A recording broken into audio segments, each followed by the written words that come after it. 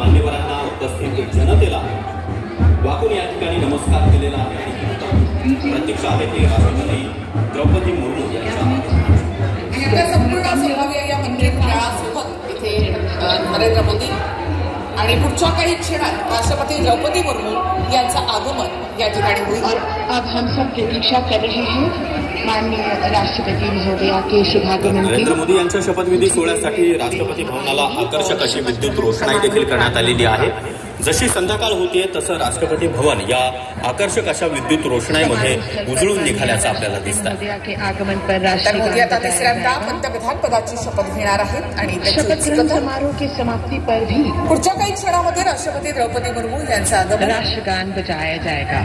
माननीय प्रधानमंत्री जी के चेहरे पर वही चमक उत्साह। नरेंद्र मोदी यांची खासियत किंबहुना त्यांची ओळख जर आपल्याला पाहिजे झाली तर 2001 ते 2014 या दरम्यान गुजरातचं मुख्यमंत्रीपद आणि त्यानंतर 2014 मध्ये थेट पंतप्रधान, त्यानंतर 2019 आणि आता 2024 म्हणजे सलग 24 वर्ष नरेंद्र मोदी हे सत्तेमध्ये मोठ्या स्थानावर विराजमान आहेत। सक्रिय राजकारणामध्ये अर्थात संपूर्ण सगळ्याच देशांचे प्रतिनिधी आपल्याला या ठिकाणी पाहायला मिळतात। आवर्जून नरेंद्र मोदी यांच्या या शपथविधी सोहळ्यासाठी निर्वाचित प्रधानमंत्री का एक टाळ्यांच्या कडकडाटामध्ये नरेंद्र मोदी यांचं या ठिकाणी स्वागत केलं जात आहे।